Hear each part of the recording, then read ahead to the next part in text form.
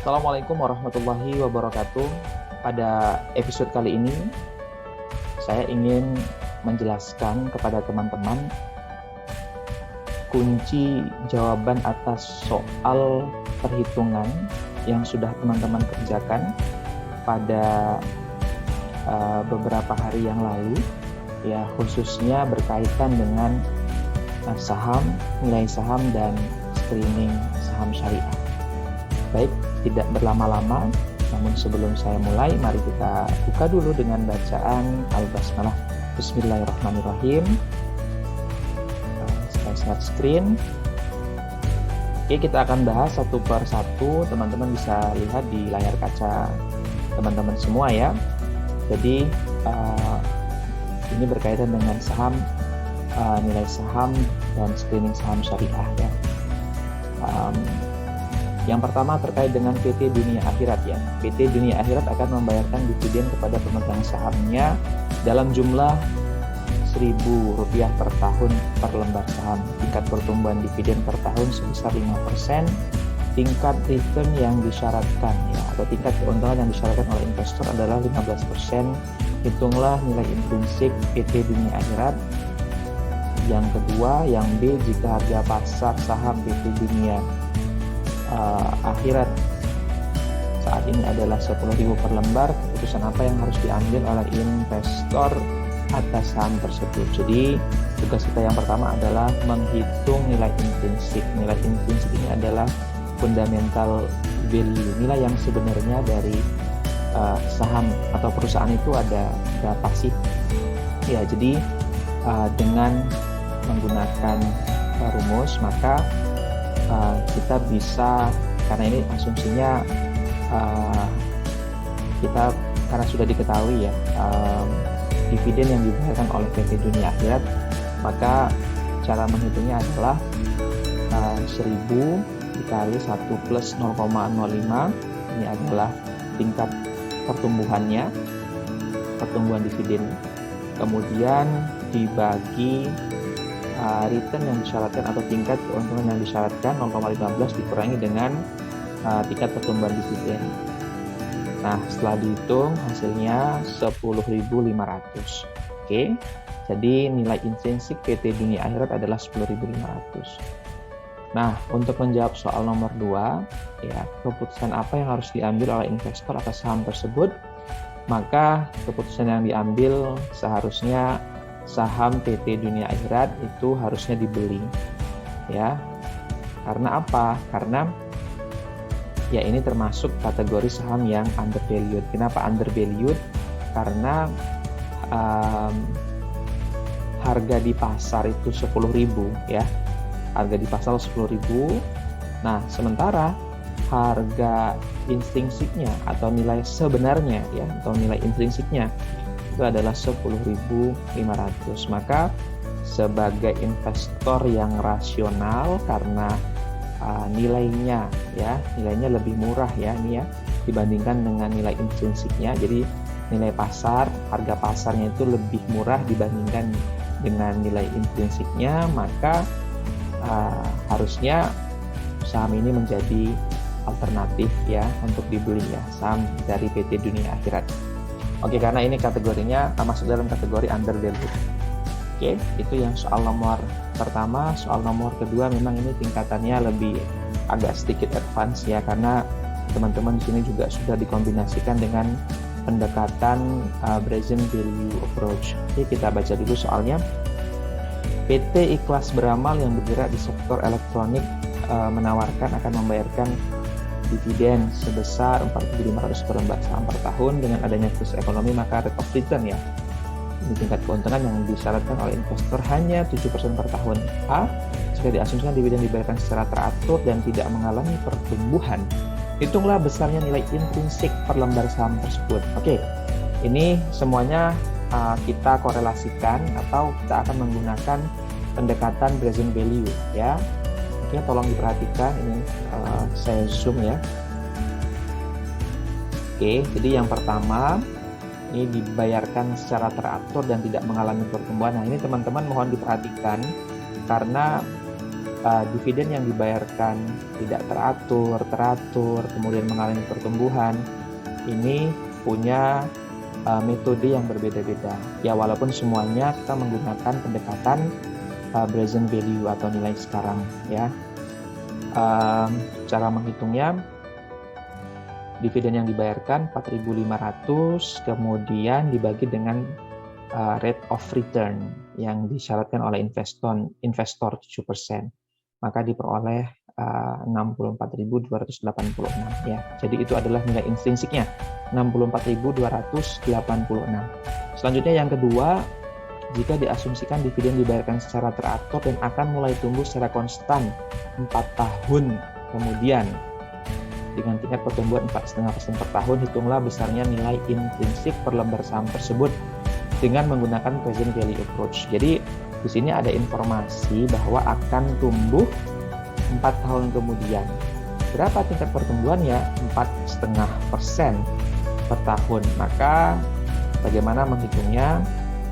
Jadi pertama teman-teman harus menghitung dulu ya, didiskontokan ya, dari mulai tahap pertama, tahun kedua, tahun ketiga, tahun keempat sudah. Nah, ternyata baru mulai tumbuh di tahun yang ke-5 ya. Jadi 4.500 dikali 1 plus 0,045 dibagi 0,07 dikurangi 0,045 sama dengan 188.100. Nah, ini kemudian di present value kan ya. 188.100 dibagi 1 plus 0,07 pangkat 5 sama dengan 134.112,7. Jadi besarnya nilai intrinsik saham tersebut adalah, nah ini ya penjumlahan dari yang ini teman-teman ya, selama 4 tahun tadi yang dibayarkan secara teratur, dan kita lihat ada pertumbuhan di tahun kelima, maka dijumlahkan ya 15242,45 ditambah 134.112,7. Nah, hasilnya adalah 149.355,15. Oke, jadi itu adalah besarnya nilai intrinsik saham tersebut. Oke, ini hanya contoh ya, teman-teman. Oke, yang C, saya tidak perlu mengulang ke atas, kita langsung di sini aja. Besarnya nilai intrinsik jika diasumsikan pertumbuhan dividen menurun. Kalau tadi yang soal nomor 2 adanya tingkat pertumbuhan setelah 4 tahun kemudian alias tahun kelima, ini ada pertumbuhan, ada diasumsikan pertumbuhannya menurun setelah tahun ke-6 dan seorang investor akan menjual saham yang dimilikinya dengan harga 15.000 per lembar ya. Nah, ini juga sama teman-teman cara menghitungnya ya. Jadi ini yang dihitung tadi ya sampai tahun ke-6, baru kemudian ini juga didiskontokan ya, 15.000 dibagi 1 plus 0,07 pangkat 6. Ini hasilnya ya, dan ditemukan atau diperoleh hasilnya 31.444,53. Jadi kalau misalkan setelah tahun ke-6 itu ingin dijual ya tentunya ini harganya ya 31.444.53. Nah, apa sih yang ditanya tadi ya, jadi biar teman-teman lebih paham lagi. Jadi yang diminta adalah kita diminta untuk menghitung nilai intrinsiknya, jangan sampai kita rugi ya, makanya perlu dihitung. Nah, perlu dihitung ya dengan pendekatan present value approach. Jadi secara sederhana arus kas dividen tadi yang sudah atau akan diterima di masa yang akan datang, kemudian didiskontokan ke nilai yang sekarang ini ya. Jadi kalau misalkan divaluasi atau kemudian didiskontokan dengan nilai sekarang itu berapa ya, ternyata ini tadi hasilnya ya, nilai intrinsiknya. Oke, sampai sini mudah-mudahan teman-teman bisa lebih paham. Kemudian untuk soal nomor 3 ini berkaitan dengan PER ya, seorang investor mempertimbangkan untuk membeli saham PT Sakinah ya. Saat ini harga pasar saham tersebut adalah 5.000. Dari data laporan keuangan investor bisa melihat bahwa earning PT Sakinah sebesar 500 juta. Jumlah saham beredar diketahui 100.000 lembar saham. Hitunglah berapa besar earning per share, laba per lembar saham PT Sakinah. Cara menghitungnya mudah, dari namanya earning per share. Jadi pembilangnya adalah earning, laba dibagi dengan jumlah saham yang beredar. 500 juta dibagi dengan 100.000 ketemu 5.000. Jadi per lembar saham itu punya keuntungan 5.000 ya, 5.000 per lembar saham. Semakin tinggi nilainya semakin baik. Oke. Kemudian berapa pernya ya, price to earning ratio-nya. Caranya adalah price ya, harga saham dibagi dengan earning-nya. Earning-nya tadi adalah 5.000. Jadi 5.000 ini adalah harga saham, di pembilang penyebutnya juga 5.000. 1. Nah, kemudian apa arti nilai 1 ini? Kalau misalkan kita coba terjemahkan secara matematis, artinya untuk memperoleh satu rupiah laba atau earning, maka PT Sakinah ini ya, investor harus mengeluarkan uang sebesar 1 rupiah. Ya, jadi tentunya ini juga seperti yang saya sampaikan kemarin ya.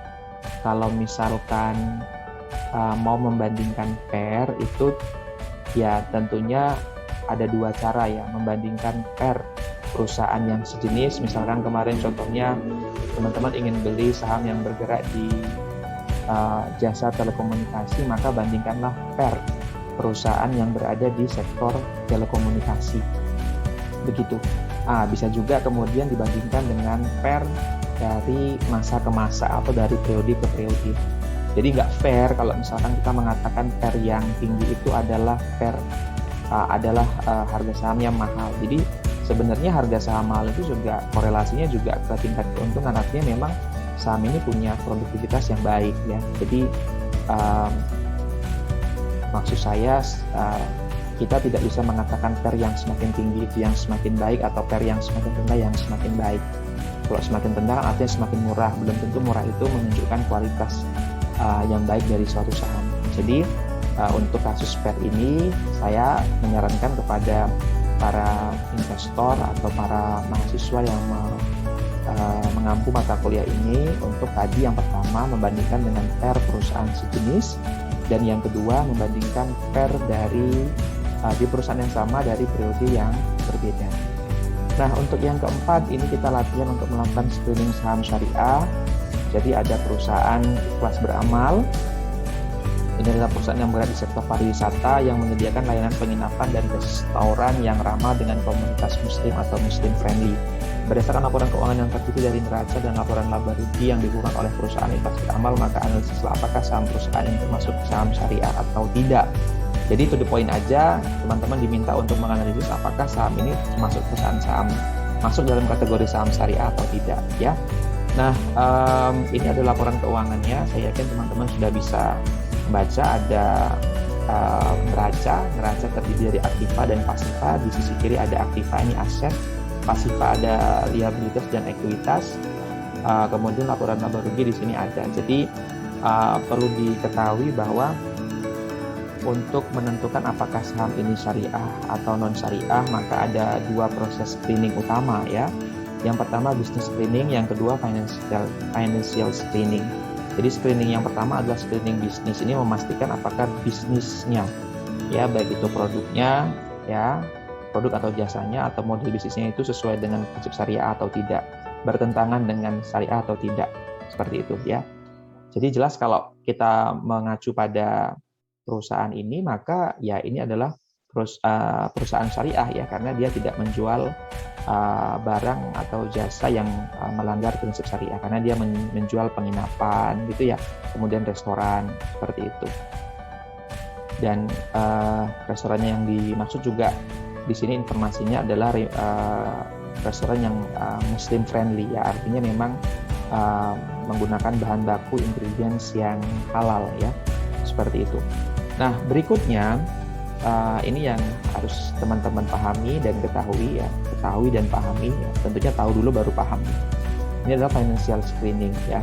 Jadi rasio utang berbasis bunga dengan total aktiva itu kemarin berdasarkan Fatwa Majelis Ulama Indonesia ya, itu tidak lebih dari 45% ya. Kita lihat ini masih sangat jauh ya, masih 19%. Kemudian rasio pendapatan berbasis bunga dan pendapatan non halal dibandingkan dengan total pendapatan itu tidak lebih dari 10%, dan ini 10%. Jadi kesimpulannya berdasarkan business screening dan financial screening ini masuk dalam kategori saham syariah.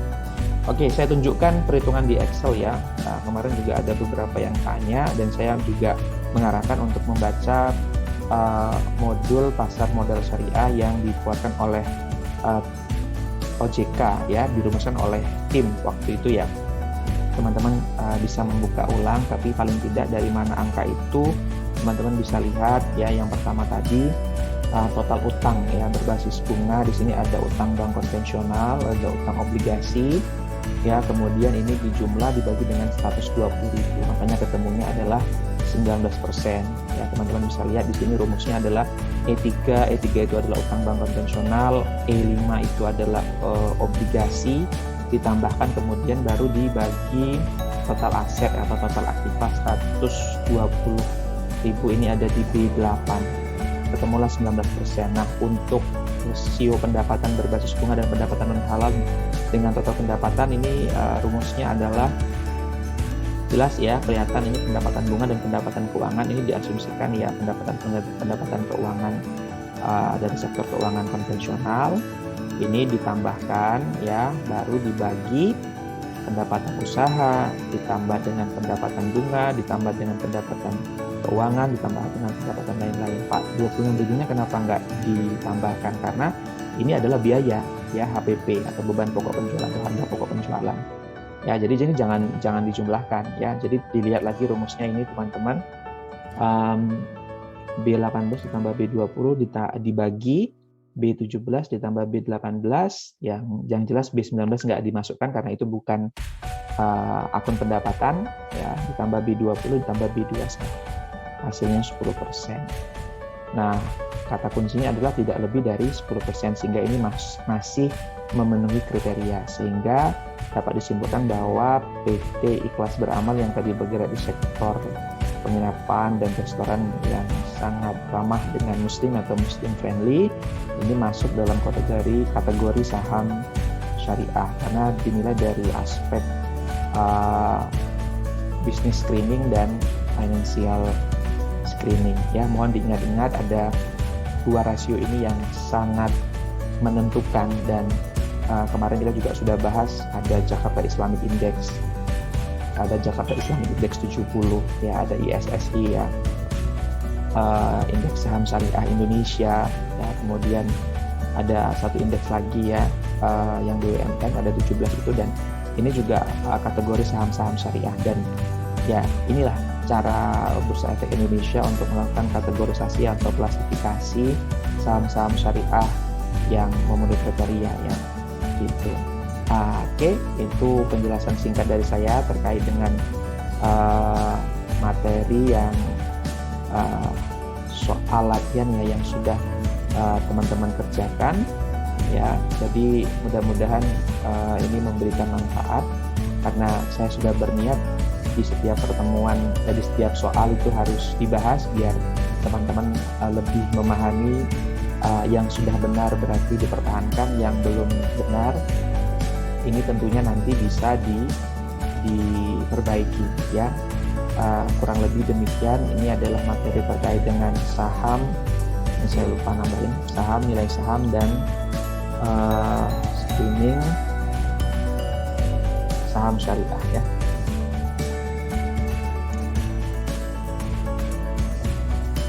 Ya, jadi harapan saya teman-teman belajar sedikit teori, kemudian juga belajar aplikasinya, perhitungannya, tujuannya buat apa. Mudah-mudahan ini bermanfaat. Ini video bisa teman-teman lihat untuk besok teman-teman akan menghadapi uji kompetensi yang pertama ya. Mohon dipelajari, mohon dicermati. Jika ada hal-hal yang ingin dikonfirmasi silahkan disampaikan di grup ya. Terima kasih, mudah-mudahan bermanfaat. Billahi taufiq wal hidayah, waridho wal inayah. Wassalamualaikum warahmatullahi wabarakatuh.